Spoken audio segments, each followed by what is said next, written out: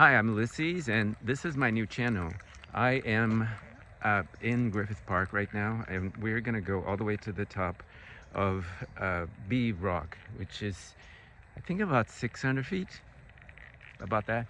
So I created this channel basically to talk about my experiences in terms of what I have been discovering about myself and about my body and how fitness plays in a 61-year-old body and how I would like to be as healthy as possible for the rest of my life.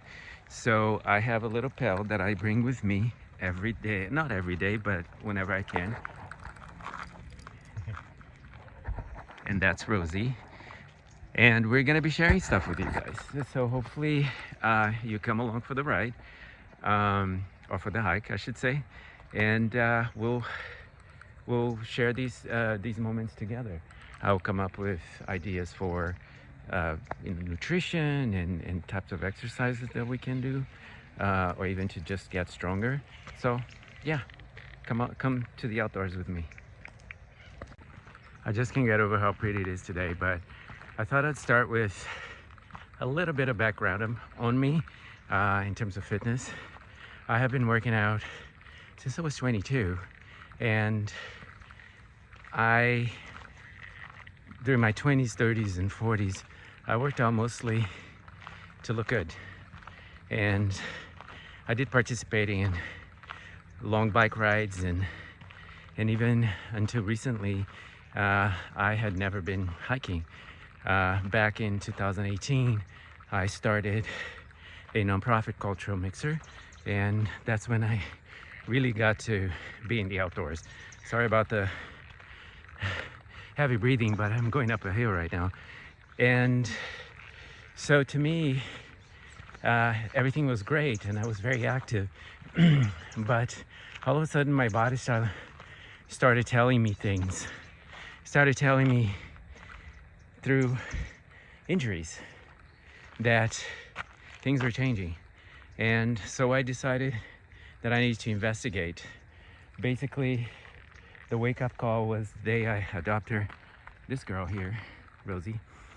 I ended up in the hospital because I was running after her after she got spooked with something, and I ended up with tears on both my hamstrings. And I'm like, wow, how did this happen? Why did I get injured? I'm not a sedentary person. In fact, I'm super active.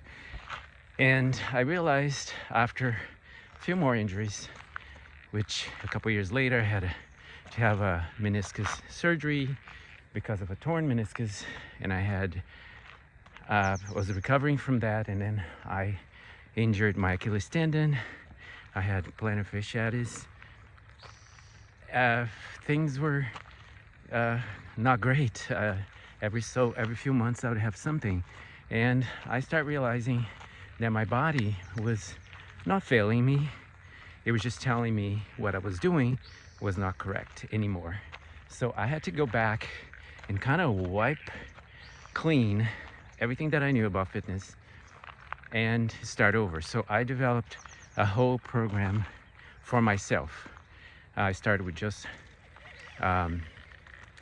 stretching for a couple months. I would just do stretches, a little bit of loading with weights, but ultimately it was very slow, progressive development. And then I started adding exercises that fit my body, and parts of me that had injuries or were sensitive to certain things, I would try to work them differently than I used before. So I couldn't do 150, 200 pound bench presses anymore. So I reduced down to 25 pounders on each side, actually lower than that even, because I was having shoulder problems too. So just basically the adjustments I have to make for my life from that point forward. So what brings me to this channel is that this is for people my age, or 50s, 60s, and 70s and beyond. And it's just to hopefully I can show a few things that I've learned along the way, and also a few things that I'll be learning because I have started a course on personal training to get a certification. And I'm going to learn a lot of things, and I've been learning a lot of things. And this would be a good opportunity for me to discuss those things. I'm not here to give you exercises or to, I mean, I might, if I talk about a certain topic, I might show an exercise that helps you with that. But I'm basically here to share my journey with you. I'm going to share possibly food recipes that help you with energy and any other knowledge that I have or that I'm going to be acquiring too. I'm going to put on this channel. So yeah, hopefully this will be a good thing for both of us, and I think it is, because for me it's very cathartic, and it kind of came full circle being at this point in my life where I had an entire career that I still have it on the side, but I'm kind of moving over to a new thing. And this new thing is my well-being, my aging, my fitness, and hopefully your fitness. And hopefully I can inspire you to age better and not be on with a walker 10 years from now if you're 60. Maybe you will be, and I see a lot of people here that are in their 60s and 70s just taking, walks. And a park like this is great because even though we're going up there, right there are so many different trails here that you can do. Some you don't even have to go uphill at all. It's just flat.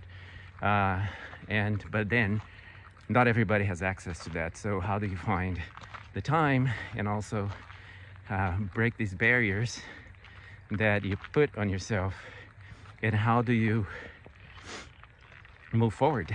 We're not going to be doing what 30-year-olds do here just because I can't. I don't want to injure myself more, but we can learn how to adapt to this new age that we all go through. So hopefully, this will be a good journey for both me and you, and I'm looking forward to it.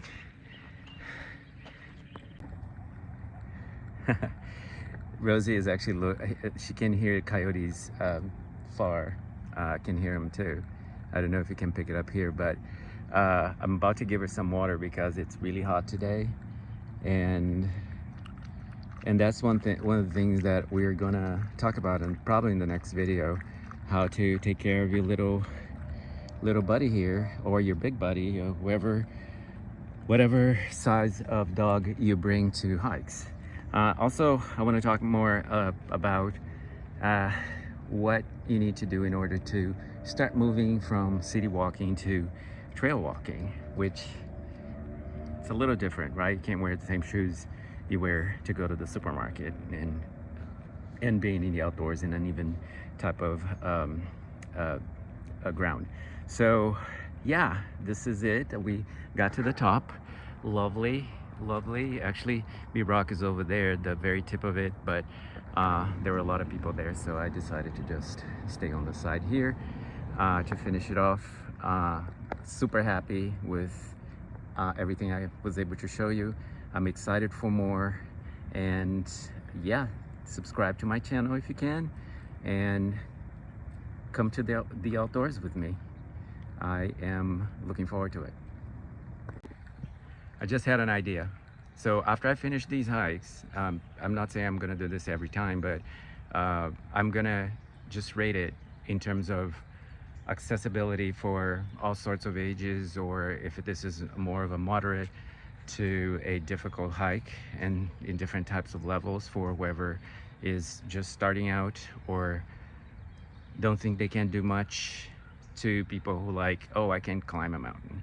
But in this case, for this particular area here in Griffith Park, and we were just up that B-Rock right there, which I forgot again, I think it's about 800 feet ascent.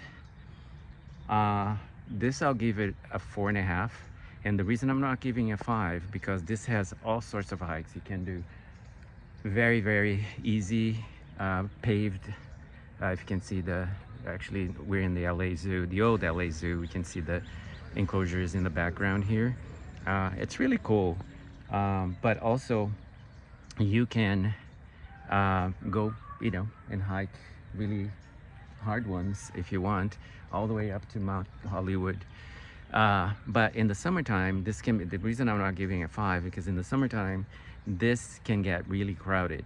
And especially if you come in the afternoon on a Sunday or even on a Saturday, you have to park far away to get here. And it's sometimes it's really mobbed with people having picnics and stuff. But again, it's not a bad thing. It's just the access becomes a little difficult. So what I would do is come early. If you're an early morning